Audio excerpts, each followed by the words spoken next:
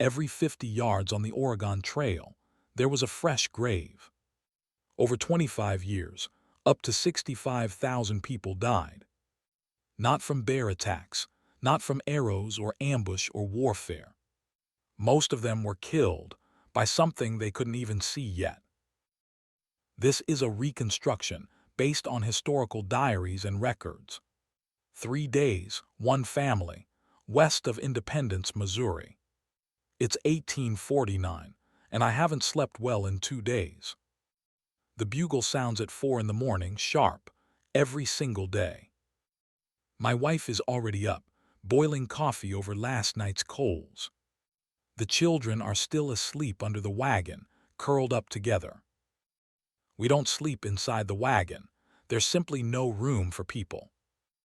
Every inch is packed with flour, bacon, tools, and spare parts. 100 pounds of bacon per person. That's not a joke either. Breakfast is the same thing it was yesterday, biscuits and salt. The coffee tastes like it was brewed with mud, because it was. We filter the river water through cornmeal. Doesn't help much. Some folks add whiskey to the water, believing it purifies it. 10 gallons per wagon. Medicine, no, just blind faith. By 5 in the morning, we're all packed up and the oxen are hitched. My wife walks, the children walk, I walk, everybody walks. Only the sick and the very old ride inside that rattling box. Riding in a wagon feels like sitting inside a washing machine. The dust is 2 inches deep and as fine as flour on the trail.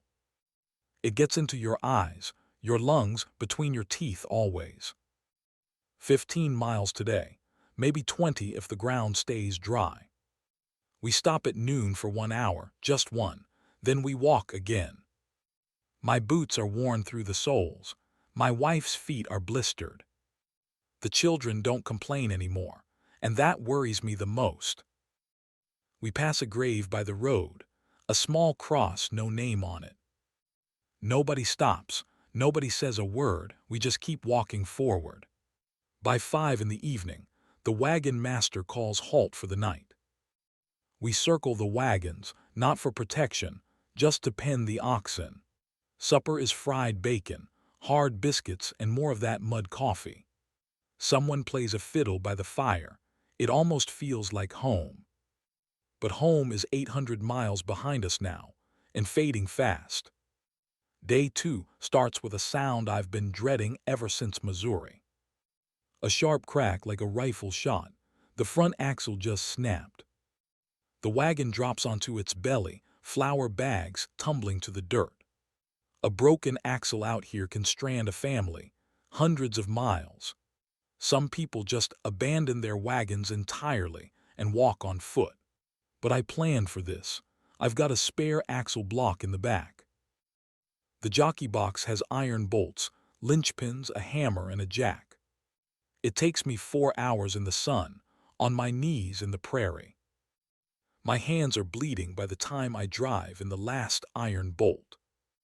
The caravan doesn't wait. We're on our own now until we catch up. We push the oxen hard, 18 miles all after the repair. Just before sunset, we spot the circle of wagons in the distance. But something is very wrong. There are people digging by the camp. 2 graves, fresh dirt. A bonnet sits on one of the crosses.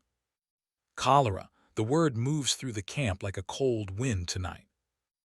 A person could be healthy at breakfast and dead by supper time. It starts with a stomach cramp, then the vomiting begins quickly. Within hours, the skin turns blue and wrinkles from thirst. And we've been drinking from the same river every single day. Nobody knows cholera lives in water, not in 1849. They think it's bad air, miasma they call it, swamp gas. So they add whiskey to the water and pray that it's enough tonight. My wife pulls the children close. We sleep under the wagon again. Nobody talks, we just listen to the prairie wind, and we wait. Day 3. The bugle sounds, but today it feels like a death knell. 3 more people are sick this morning. One family turns around. 800 miles back to Missouri. That takes real courage too. We keep going west. What else can we do? We sold our farm for this. Today we reach the river, the one I've been worried about for weeks. The Kansas River in spring is brown, fast, and ruthless. Last year, 37 people drowned at a single river crossing. There's a Kansas man here who knows where the bottom is still firm. 25 cents per wagon, best quarter I've ever spent. He walks ahead of the oxen, testing every step with a wooden pole. The water rises to the wheel hubs. My wife grips the children tight. For 10 minutes, the entire world is just water, mud, and prayer. The oxen find their footing on the far bank. We made it, across. But the wagon behind us isn't so lucky. A wheel catches on a rock. It tips, flour, tools, everything. The river swallows it all. The family survives, but everything they own is gone in a minute. They'll walk the rest of the way with nothing but the clothes they wear. That night I count our supplies, 3 months of trail still ahead. The bacon's holding, the flour's dry, the axle is still firm. But the water barrel is running low, and the next creek is 2 days out. My wife asks me if we made the right choice. I don't have an answer. I look at the stars. Oregon is still 1,000 miles away. 1,000 miles of dust, cholera, and broken axles ahead. But behind us, there's nothing left to go back to, nothing at all. So tomorrow, when the bugle sounds at 4, we'll get up and walk. 15 more miles, then 15 more, and then 15 more.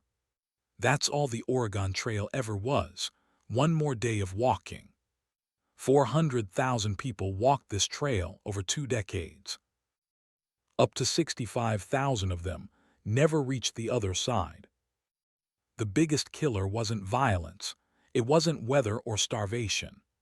It was dirty water, a tiny bacteria that nobody could see. Only 4% of all deaths came from conflict with the natives. In fact, Native Americans were often guides, not enemies at all. They led wagons across rivers and traded corn, food, and knowledge. The Oregon Trail teaches us something we still forget today, though. The dangers that kill the most are the ones you can't even see. Not the dramatic threats, not the ones that make good stories at all. The quiet ones, the invisible ones, the ones hiding in plain sight. Those pioneers, they poured whiskey into their water and just hoped. We like to think that we've learned that lesson, but have we, really? Every trail has its invisible killer. Do you see yours?